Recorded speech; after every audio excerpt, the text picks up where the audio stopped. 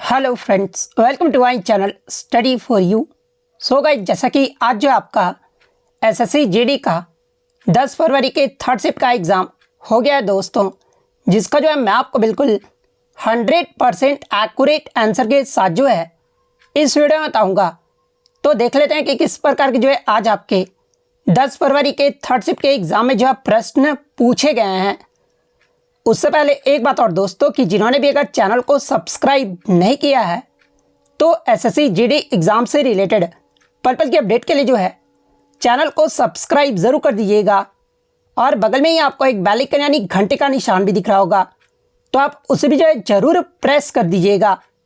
तो चलिए वीडियो को स्टार्ट करते हैं।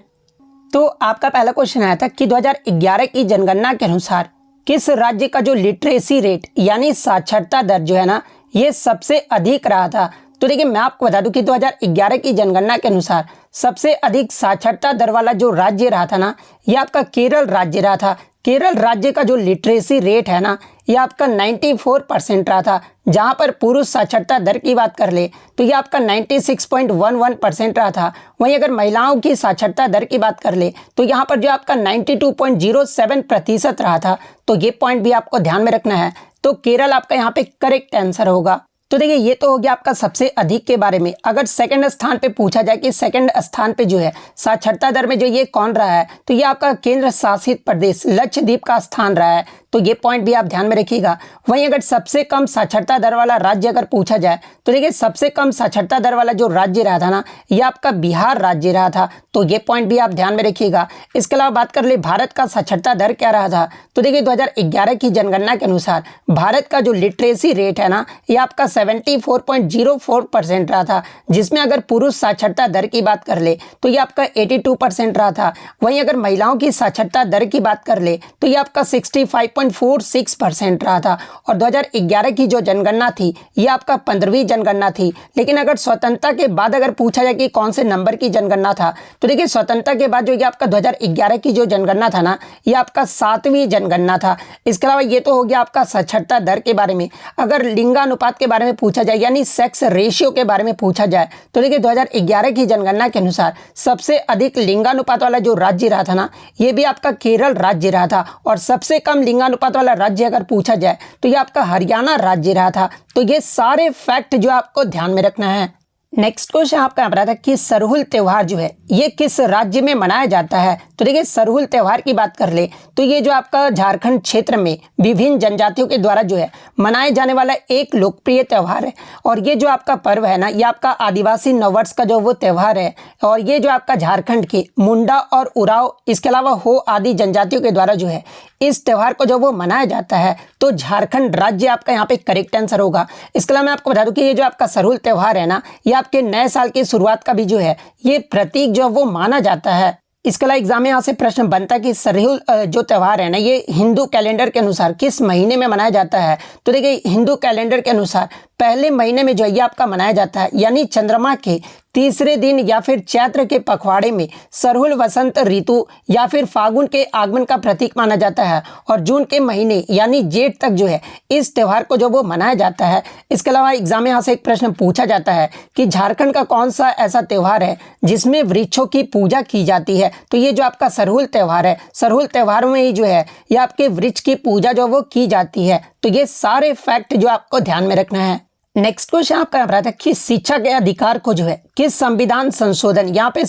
अमेंडमेंट जो वो पूछा गया था, यानी संशोधन के बारे में जो वो पूछा गया था कि शिक्षा के अधिकार को जो है ये आपके किस संशोधन के द्वारा जो वो जोड़ा गया था। तो देखिए, मैं आपको बता दूं कि भारतीय संविधान के अनुच्छेद 21A के तहत जो है शिक्षा के अधिकार को जो वो जोड़ा गया था। और ये जो आपका अधिकार है ना, ये 6 से 14 वर्ष के बच्चों के लिए जो है इसे साल 2009 में जो है शिक्षा का अधिकार अधिनियम यानी राइट टू एजुकेशन के जरिए जो है इसे जो वो लागू किया गया था। और क्वेश्चन में आपसे पूछा गया था कि कौन से संशोधन के जरिए। तो देखिए, इसे जो आपका 86वें संशोधन के जरिए जो कि आपका वर्ष 2002 में हुआ था, और इसी के जरिए आपके शिक्षा के अधिकार को जो है या आपके मौलिक अधिकार जो वो बनाया गया था। तो 86वां संविधान संशोधन आपका करेक्ट आंसर होगा। जब आपसे अधिनियम पूछा जाए कि किस अधिनियम के जरिए, तो ये आपका राइट टू एजुकेशन यानी शिक्षा का अधिकार अधिनियम 2009 के जरिए जो है अनुच्छेद 21A के तहत जो है इसे लागू किया गया था। तो ये फैक्ट भी आपको ध्यान में रखना है। नेक्स्ट क्वेश्चन आपका यहाँ पर था कि अमृत भारत स्टेशन योजना ये जो है कब शुरू किया गया था। तो देखिए अमृत भारत स्टेशन योजना जो है ये आपका फरवरी 2023 में जो वो शुरू किया गया था। और ये जो योजना है ना ये आपके रेल मंत्रालय ने देश के 1275 स्टेशनों के जो है पुनर्विकास के लिए जो वो शुरू किए थे। तो फरवरी 2023 आपका करेक्ट आंसर होगा। नेक्स्ट क्वेश्चन आपका बता था कि वर्ष 2023 में पर्पल कैप जो है ये किसे मिला था। तो देखिए मैं आपको बता दूं कि पर्पल कैप आईपीएल में किसे दिया जाता है। तो देखिए आईपीएल में जो सबसे ज़्यादा विकेट लेता है ना पूरे टूर्नामेंट में उस गेंदबाज को जो है ये पर्पल कैप से जो वो सम्मानित किया जाता है। और आईपीएल 2023 में पर्पल कैप जो है ना ये मोहम्मद शमी को जो वो दिया गया था। तो मोहम्मद शमी आपका करेक्ट आंसर होगा। मैं आपको बता दूं कि आईपीएल 2023 में जो है मोहम्मद शमी जो ये आपके गुजरात टाइटंस से जो वो खेले थे। और मोहम्मद शमी के द्वारा टोटल पूरे टूर्नामेंट में 17 मैचों में जो है 28 विकेट लेकर जो है ये पुरस्कार से जो वो इन्हें जो वो सम्मानित किया गया था। तो ये फैक्ट भी आप ध्यान में रखिएगा। इसके अलावा बात कर ले आईपीएल 2023 में जो है आपके ऑरेंज कैप जो ये किसे दिया गया था। तो देखिए ऑरेंज कैप जो आपका सबसे ज़्यादा जो रन मारते हैं ना बल्लेबाज को उसे जो है ऑरेंज कैप दिया जाता है। और आईपीएल 2023 में जो है आपके शुभमन गिल को जो है ये आपका ऑरेंज कैप से जो वो सम्मानित किया गया था। तो ये पॉइंट भी आप ध्यान में रखिएगा। वहीं अगर ये तो हो गया आपका आईपीएल 2023 के बारे में। आईपीएल 2024 के बारे में अगर पूछा जाए कि आपका जो पर्पल कैप है ना ये किसे दिया गया था। तो ये आपके हर्षल पटेल को जो वो दिया गया था। हर्षल पटेल ने जो है टोटल 14 मैचों में जो है ये सबसे ज़्यादा 24 विकेट जो वो लिए थे। और हर्षल पटेल 2024 का जो आईपीएल है ये किस टीम से खेले थे। तो ये आपके पंजाब के टीम से जो वो खेले थे। वहीं अगर आईपीएल 2024 की ऑरेंज कैप की बात कर ले तो ये जो है आपका किसे दिया गया था। तो देखिए 2024 का जो ऑरेंज कैप है ना ये आपके किंग कोहली को जो वो दिया गया था। तो ये फैक्ट भी आपको ध्यान में रखना है। और आईपीएल 2023 का अगर विजेता टीम पूछा जाए कि कौन सा रहा था। तो आईपीएल 2023 में जो विजेता है ना ये आपके सीएसके की टीम रही थी। वहीं अगर आईपीएल 2024 के विजेता टीम की बात कर ले तो ये जो आपका केकेआर यानी कोलकाता नाइट राइडर्स की टीम जो वो रहा था। और कोलकाता नाइट राइडर्स की टीम ने फाइनल में जो है ये सनराइजर्स हैदराबाद को जो वो हराया था। तो ये सारे पॉइंट जो आपको ध्यान में रखना है। नेक्स्ट आपका यहाँ पर आता है कि 61वां संवैधानिक संशोधन अधिनियम ये जो आपका किससे संबंधित है। तो देखिए 61वां जो संवैधानिक संशोधन अधिनियम है ना ये आपका 1989 में हुआ था। और इसके द्वारा लोकसभा और राज्यों की विधानसभाओं के चुनाव के मतदान की आयु को जो है ना ये आपका 21 वर्ष से घटाकर जो है ये आपका 18 वर्ष जो वो कर दिया गया था। तो मतदान की आयु से जो है ये आपका 61वां संवैधानिक संशोधन अधिनियम जो है ये आपका संबंधित है। तो मतदान की आयु आपका करेक्ट आंसर होगा। एक क्वेश्चन जो आपका किसी पद्मश्री पुरस्कार से सम्मानित कथक नृत्य से जुड़े कलाकार का नाम दिया गया था। तो देखिए मैं आपको बता दूं कि सितारा देवी, डॉक्टर पुरुषोत्तम दधीच ये जो आपके पद्मश्री से सम्मानित किया गया इन्हें। और ये जो आपके कथक नृत्य से संबंधित है। इनके अलावा मैं आपको बता दूं कि आपके जो है पंडित बिरजू महाराज को भी है। और गुरु किज पदम कुमारन नायर को भी जो है ये आपका पद्मश्री से जो वो सम्मानित किया गया है। और ये दोनों ही जो है ना ये आपके पद्मश्री से जो है इन्हें सम्मानित किया गया है। और ये जो आपके कथक नृत्य से भी जो वो संबंधित है। तो इनमें से आपका जो भी ऑप्शन में दिया गया होगा वो आपका यहाँ पे करेक्ट आंसर होगा। अब जो क्वेश्चन बच्चे आसान बोल रहे हैं ना मैं आपको बता दूं कि 2024 में आपका पद्मश्री अवार्ड से पूछा जा रहा है कि इनको किस क्षेत्र में जो वो दिया गया है। तो अब आप थोड़े 132 लोगों का आप याद रखोगे कि किन किन लोगों को जो है पद्मश्री या पद्म भूषण या फिर पद्म विभूषण से जो वो सम्मानित किया गया है। इसलिए ये क्वेश्चन जो है ना वो थोड़ा सा आपका जो है हार्ड के लेवल में जो वो चला जाता है। नेक्स्ट आपका यहाँ पर आया था कि पुडुचेरी के वर्तमान उपराज्यपाल यानी लेफ्टिनेंट गवर्नर जो ये कौन है। तो देखिए पुडुचेरी के जो वर्तमान उपराज्यपाल है ना ये आपके के कैलाश नाथन है। तो के कैलाश नाथन आपका करेक्ट आंसर होगा। नेक्स्ट आपका यहाँ पर आता है कि जवारा उत्सव जो है ये कहाँ पर मनाया जाता है। तो देखिए जवारा उत्सव की बात कर ले तो ये जो आपका मध्य प्रदेश के बुंदेलखंड क्षेत्र में जो ये आपका मनाया जाता है। और ये जो आपका उत्सव है ना एक आपका नृत्य उत्सव है जिसे हार्वेस्ट डांस के नाम से भी जो वो जाना जाता है। और ये जो नृत्य है ना ये आपका फसल कटाई के समय जो वो किया जाता है। और पुरुष और महिलाओं एक साथ जो है इस नृत्य में जो वो हिस्सा लेते हैं। तो मध्य प्रदेश आपका करेक्ट आंसर होगा। नेक्स्ट क्वेश्चन आपका यहाँ पर आया था ईश्वरी प्रसाद किस घराने से संबंधित है? तो देखिए अगर ईश्वरी प्रसाद की बात कर ले तो ये जो आपके कथक नृत्य से संबंधित है, और लखनऊ घराने से जो ये आपके संबंधित है, तो लखनऊ घराना आपका करेक्ट आंसर होगा। इसके अलावा मैं आपको बता दूं कि ईश्वरी प्रसाद को जो है 1984 में जो है पद्म भूषण पुरस्कार से भी जो वो सम्मानित किया गया था। और ये जो आपके प्रयागराज यानी इलाहाबाद में हंडिया क्षेत्र के जो ये आपके मूल निवासी है, और इन्होंने जो है कथक नृत्य के लखनऊ घराने के जो है मूल प्रवर्तक के रूप में भी जो वो शुरुआत किए थे। तो लखनऊ घराना आपका करेक्ट आंसर होगा। इसके अलावा आगे के शिफ्ट में अगर आपसे पंडित भीमसेन जोशी के बारे में पूछा जाए तो देखिए पंडित भीमसेन जोशी जो है ना, ये आपके किराना घराने से संबंधित है। पंडित रविशंकर की बात कर ले तो ये आपके मैहर घराने से संबंधित है। पंडित जसराज की बात कर ले तो ये आपके मेवाती घराने से संबंधित है। ऐसे घराने से संबंधित जितने भी कलाकार हैं, मैंने सारा कुछ जो PDF है ना वो टेलीग्राम पे दे चुका हूँ। तो आप टेलीग्राम पर जो जाकर भी जो है ये घराना का PDF जो वो डाउनलोड कर सकते हैं, और जिनका भी आगे के शिफ्टों में एग्जाम है तो वो PDF से जो वो आप जो है वो जानकारी जो वो ले सकते हैं। नेक्स्ट आपका क्वेश्चन आया था कि नील आर्मस्ट्रॉन्ग के साथ पहली बार चंद्रमा पर जाने वाले दूसरे अंतरिक्ष यात्री जो ये कौन थे? तो देखिए नील आर्मस्ट्रॉन्ग के साथ पहली बार चंद्रमा पर जाने वाले जो दूसरे अंतरिक्ष यात्री थे ना, ये आपके बज एल्ड्रिन थे। तो बज एल्ड्रिन आपका करेक्ट आंसर होगा। और ये जो है किस मिशन के तहत गए थे? तो ये आपके अपोलो 11 मिशन के तहत गए थे। और किस डेट को गए थे? तो ये आपके 20 जुलाई 1969 को गए थे। तो बज एल्ड्रिन आपका यहाँ पे करेक्ट आंसर होगा।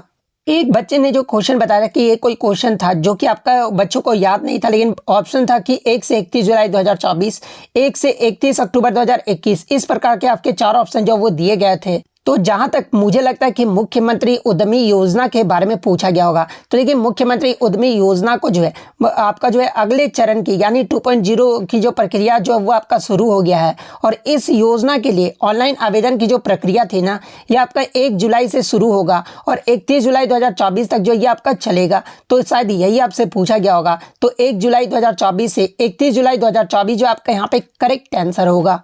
नेक्स्ट क्वेश्चन आपका रहा था कि the term short service is related to which game, यानी ये जो आपका शॉर्ट सर्विस जो शब्द है ना, ये किस खेल से संबंधित है? तो देखिए शॉर्ट सर्विस की बात कर ले तो ये आपका बैडमिंटन खेल से संबंधित है। तो बैडमिंटन आपका यहाँ पे करेक्ट आंसर होगा।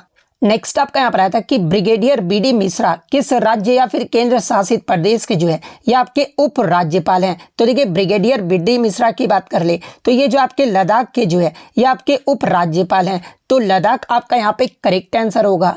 नेक्स्ट आपका यहाँ पर आता है कि भारत के संविधान में शिक्षा के अधिकार को जो है किस संशोधन के जरिए जो ये आपका जोड़ा गया था? तो देखिए शिक्षा के अधिकार को ये आपका 86वें संविधान संशोधन जो कि आपका 2002 में हुआ था, इसके द्वारा जो है ये आपके अनुच्छेद 21A में जो है इससे जो वो जोड़ा गया था। तो 86वां संविधान संशोधन आपका करेक्ट आंसर होगा। और देखिए ये जो आपका अनुच्छेद 21A है ये आपका क्या कहता है? तो ये जो आपका 6 से 14 वर्ष के सभी बालकों के लिए जो है निःशुल्क शिक्षा अनिवार्य के लिए जो ये आपका उपलब्ध जो वो कराया जाएगा। और इस अधिकार को जो है आपके व्यवहारिक रूप देने के लिए जो है ये संसद में निःशुल्क जो है वो किया गया है। नेक्स्ट आपका यहाँ पर आता है कि the period of time around 12,000 years ago is called, यानी 12,000 ईयर्स के टाइम के अराउंड जो आपका पीरियड था ना, इसे क्या कहा जाता है? तो इसे जो आपका न्यूलिथिक एरा जो है वो कहा जाता है। और न्यूलिथिक एरा को ही जो है ये आपका न्यू स्टोन एज के नाम से भी जो वो जाना जाता है। तो न्यूलिथिक एरा आपका यहाँ पे करेक्ट आंसर होगा। नेक्स्ट आपका यहाँ पर आता है कि तीसरा गोलमेज सम्मेलन जो है ये कब आयोजित किया गया था? तो देखिए तीसरे गोलमेज सम्मेलन की बात कर ले तो ये जो आपका 1932 में आयोजित किया गया था। तो 1932 आपका करेक्ट आंसर होगा। हालांकि क्वेश्चन इस प्रकार से पूछा गया था कि मार्च 1933 में सम्मेलन की सिफारिशों को ये जो आपका श्वेत पत्र जो है ना, ये किस गोलमेज सम्मेलन में जो ये आपका प्रकाशित किया गया था? तो ये आपके तीसरे गोलमेज सम्मेलन में जो ये आपका प्रकाशित किया गया था। तो जिस प्रकार से भी क्वेश्चन पूछा गया होगा मैंने जो आपको यहाँ पर बता दिया है। इसके अलावा मैं आपको बता दूं कि आपके 3 गोलमेज सम्मेलन हुए थे और तीनों ही जो गोलमेज सम्मेलन है ना ये आपके लंदन में आयोजित किए गए थे। इसके अलावा एग्जाम में यहाँ से एक प्रश्न बनता है कि गांधी जी जो है ये किस गोलमेज सम्मेलन में जो वो भाग लिए थे? तो देखिए महात्मा गांधी जी जो है ये द्वितीय गोलमेज सम्मेलन में जो वो भाग लिए थे। तो ये फैक्ट भी आपको ध्यान में रखना है। एक क्वेश्चन जो आपका साइंस से आया था जो कि आपका फाइलम पोरेफेरा यानी संघ पोरीफेरा का जो है मुख्य लक्षण जो वो पूछा गया था। तो देखिए इस संघ के अंतर्गत आने वाले जंतुओं के अगर मुख्य लक्षण की बात कर ले तो देखिए पोरीफेरा का जो शाब्दिक अर्थ होता है ना ये आपका छिद्रधारी जंतु होता है। यानी अगर इंग्लिश में बात कर ले तो इसे जो आपका पोर या फिर होल जो वो कहा जाता है। इसके अलावा पोरीफेरा जंतु को जो है सामान्य रूप से जो है ये आपका स्पंज जो वो कहा जाता है, और सभी जो स्पंज जलीय यानी एक्वेटिक होते हैं, और ये अधिकांशतः जो है ये आपके समुद्री जल में जो वो पाए जाते हैं, लेकिन कुछ जो होते हैं ना ये आपके स्वच्छ जलीय भी होते हैं। इसके अलावा ये जो आपके अचल यानी सैसिल जीव हैं जो जल में किसी भी आधार से जो ये आपके चिपके रहते हैं, और असीमित या फिर सीमित दोनों के प्रकार के जो है ये आपके हो सकते हैं। इसके अलावा स्पंजों में कोशिका स्तर का संगठन जो वो पाया जाता है, अर्थात इसमें जो है ना ऊतकों का जो वो अभाव जो वो देखने को मिलता है, और कोशिकाएं जो ये आपके ढीले या फिर विरल रूप में आपस में जो ये आपके संबंधित होती है, और शारीरिक संरचना जो है ना ये आपका अत्यधिक जो इसमें जो वो सरल देखने को मिलता है। इसके अलावा पोरीफेरा संघ में जो है पूरे शरीर पर जो ये आपके छिद्र पाए जाते हैं जो कि आपके ऑस्टिया जो वो कहलाते हैं, और जल लगातार जो है इन क्षेत्रों के माध्यम से शरीर में जो वो प्रवेश जो वो करता रहता है। इसके अलावा इन छिद्रों के साथ जो है जल के साथ ऑक्सीजन और भोज्य पदार्थ शरीर में जो ये आपके परिवहित होते रहते हैं, और शरीर कंटकों यानी स्पीक्यूल्स से के बने जो बाह्य आवरण या फिर बाह्य कंकाल से जो है ये आपके जो वो ढके रहते हैं। और इसमें जो आपका प्रजनन होता है ना ये आपका अलैंगिक प्राय यानी आपका जैम्यूल या फिर आंतरिक कलिका निर्माण द्वारा जो है ये लैंगिक प्रकार के जो ये आपके जनन जो वो करते हैं। और पेरिफेरा संघ के अगर उदाहरण की मैं बात कर लूँ तो इसमें आपके ल्यूकोसोलोनिया, इसके अलावा यूप्लेक्टेला यानी वीनस की फूलों की डालियाँ, इसके अलावा यूस्पंजिया और साइकिनिक, ये सभी जो है ना आपके पोरीफेरा संघ के उदाहरण हैं। तो इनमें से आपका जो भी ऑप्शन में दिया गया होगा वो आपका यहाँ पे करेक्ट आंसर होगा। एक क्वेश्चन जो आपका आत्मनिर्भर भारत रोजगार योजना से आया था, तो देखिए मैं आपको बता दूं कि रोजगार के नए अवसरों के सृजन को प्रोत्साहित करने और प्राथमिक लक्ष्य के साथ ये जो आपका आत्मनिर्भर भारत रोजगार योजना है ना इसकी जो शुरुआत है ये आपका 1 अक्टूबर 2020 को जो वो किया गया था। तो 1 अक्टूबर 2020 आपका यहाँ पे करेक्ट आंसर होगा। और इसका अगर बात कर ले कि इसका उद्देश्य क्या था, तो देखिए इस योजना का जो उद्देश्य था ना ये आपके विशेष रूप से ऐसे व्यक्तियों के लिए रोजगार उपलब्धता को प्रोत्साहित करना है जिन्होंने महामारी यानी कोविड-19 के दौरान अपनी नौकरी जो वो खो दी थी। इस योजना का जो ये आपका मुख्य उद्देश्य है, तो ये फैक्ट भी आपको ध्यान में रखना है। एक क्वेश्चन जो आपका इकोनॉमिक्स से आता है कि वाणिज्य में जो आपका क्या क्या आता है, तो देखिए वाणिज्य की बात कर ले यानी कॉमर्स की बात कर ले तो इसमें आपके वस्तुओं और सेवाओं की खरीद बिक्री, इसके अलावा मार्केटिंग, विज्ञापन, लॉजिस्टिक्स, वित्त जैसी गतिविधियां जो वो शामिल है। और वाणिज्य में स्थानीय और अंतर्राष्ट्रीय दोनों तरह के लेन देन होते हैं। वाणिज्य से जुड़े अगर कुछ विषय की बात कर ले तो इसमें आपके कौन कौन से विषय आ जाते हैं, तो इसमें आपके वस्तु और सेवा कर, इसके अलावा लेखा, वित्त, व्यापार प्रबंधन, मानव संसाधन, सांख्यिकी, इसके अलावा विपणन, अर्थशास्त्र, सूचना प्रणालियां, ये सभी जो आपके वाणिज्य में आ जाते हैं। वाणिज्य के अगर कुछ प्रकार की बात कर ले तो इसमें आपके स्थानीय वाणिज्य, क्षेत्रीय वाणिज्य, राष्ट्रीय वाणिज्य और अंतर्राष्ट्रीय वाणिज्य जो है ये आपके वाणिज्य के प्रकार हैं। और वाणिज्य से जुड़े अगर कुछ संगठन की बात कर ले तो इसमें आपके वाणिज्य मंत्रालय, अंतर्राष्ट्रीय चैम्बर ऑफ कॉमर्स यानी ICC, इसके अलावा गैट, विश्व व्यापार संगठन जो है ये आपके वाणिज्य से जुड़े कुछ संगठन हैं। तो ये सारे फैक्ट जो आपको ध्यान में रखना है। तो इतने क्वेश्चन जो है आज मुझे बच्चों के द्वारा मिले हैं जो कि आपके 100% रियल और ऑथेंटिक हैं। तो अगर वीडियो अच्छी लगी हो तो वीडियो को जो है लाइक ज़रूर कर दीजिएगा, और इसी तरह SSC के कोई भी एग्जाम होता है उसका रियल एनालिसिस पाने के लिए जो है चैनल को सब्सक्राइब ज़रूर कर दीजिएगा। तो मिलते हैं नेक्स्ट वीडियो में, तब तक thank you, all the best.